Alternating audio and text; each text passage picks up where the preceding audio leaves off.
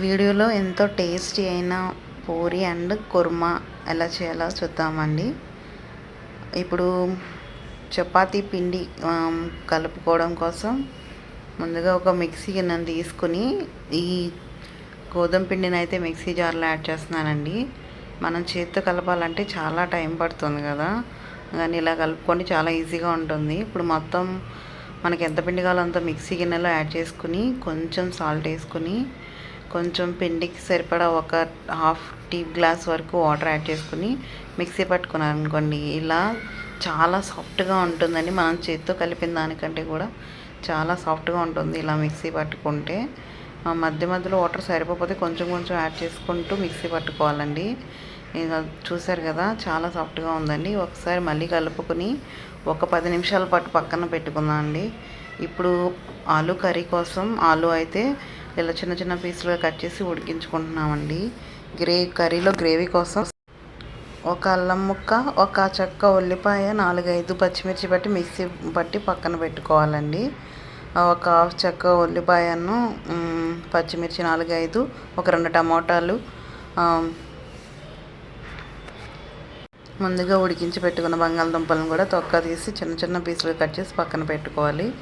ఇప్పుడు stove on చేసుకుని కళాయి పెట్టుకుని ఆయిల్ యాడ్ చేసుకొని పోపు కోసం తాలింపు గింజలన్నిటిని యాడ్ చేసుకోవాలి. ఇప్పుడు అవి కొంచెం ఫ్రై అయిన తర్వాత మనం ముందుగా కట్ చేసి పెట్టుకున్న ఉల్లిపాయలు, పచ్చిమిర్చిని కూడా వేసుకోవాలండి. ఒక రెబ్బ కరివేపాకును కూడా వేసుకోవాలి.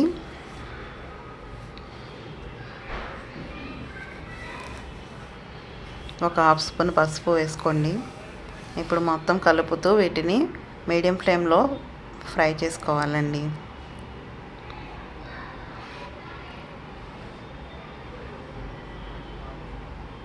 ఇప్పుడు ఆనియన్స్ ఫ్రై అయిపోయిన తర్వాత మనం ముందుగా మిక్సీ పట్టి పెట్టుకున్న పచ్చిమిర్చి, అల్లం ఇవన్నిటిని యాడ్ చేసుకోవాలి. పచ్చి వాసన పోయేంత వరకు కలుపుకుంటూ ఫ్రై చేసుకోవాలి.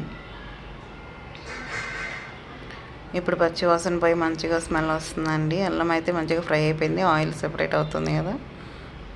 మసాలా అయితే మంచిగా ఫ్రై అయిపోయిందండి. ఇప్పుడు మనం ముందుగా కట్ చేసి పెట్టుకున్న టమాటాలని యాడ్ చేసుకోవాలి.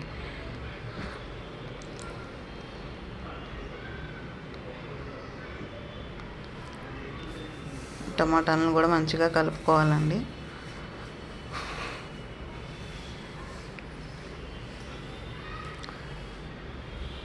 ఇప్పుడు మూత పెట్టుకుని టమాటాలు కొంచెం సాఫ్ట్ అయ్యే వరకు ఉడికించుకోవాలి.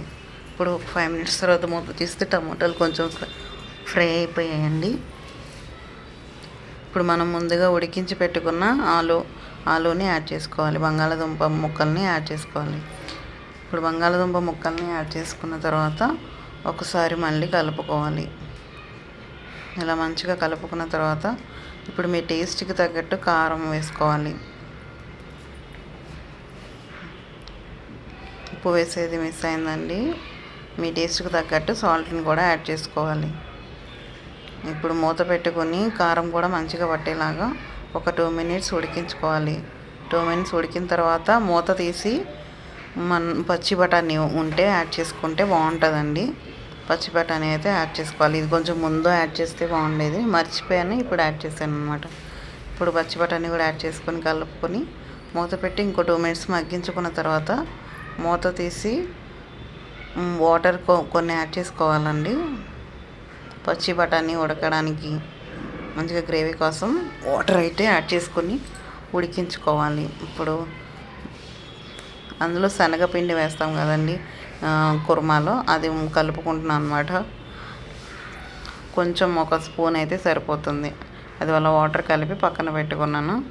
ముందుగా కలిపి పెట్టుకున్న చపాతీ పిండిని ఇంకొకసారి కలుపుకొని ఇప్పుడు చపాతీలు అయితే చేసుకుందాం. పూరి కోసం చపాతీలను అయితే రెడీ చేసుకుందాం. ఇలా చిన్న చిన్న ముద్దలుగా తీసుకొని ఇలా మీకు నచ్చిన షేప్లో పూరీలు అయితే చేసుకోండి. రౌండ్గా చేసుకుంటే చాలా బాగుంటాయండి. ఈ చపాతీలని మరీ పలచగా కాకుండా మరీ మందంగా కాకుండా చేసుకుంటే పూరీలు అయితే చాలా బాగుంటాయి. ఇప్పుడు మనం ముందుగా యాడ్ చేసిన వాటర్ అయితే ఎగిరిపోయి దగ్గరకు వచ్చేస్తుందండి. ఇప్పుడు మనం ముందు రెడీ చేసి పెట్టుకున్న శనగపిండి వాటర్లో కలిపి పెట్టుకున్నాం కదా, అది కుర్మాలో యాడ్ చేసుకోవాలి. ఒకసారి మొత్తం అడుగు ఉండలేమీ లేకుండా ఉండేలా కలుపుకోవాలి మొత్తం కలిసేలాగా. మూత పెట్టుకుని కుర్మాని ఇంకొక 5 మినిట్స్ ఉడికించుకోవాలండి. ఈ లోపల ఇంకో స్టవ్ మీద కళాయి పెట్టుకొని ఆయిల్ యాడ్ చేసుకుని నూనె వేడిన తర్వాత ఒక్కొక్క పూరీని వేసుకుంటూ ఫ్రై చేసుకోవాలి. అంతే ఫ్రెండ్స్, పూరీలు అయితే రెడీ అయిపోయాయి. మా వీడియోస్ మీరు ఫస్ట్ టైం చూస్తున్నట్టయితే లైక్ చేయండి, సబ్స్క్రైబ్ చేయండి. ఆలు కర్రీ అయితే రెడీ అయిపోయిందండి. పూరీ కూడా రెడీ అయిపోయింది. Thank you for watching.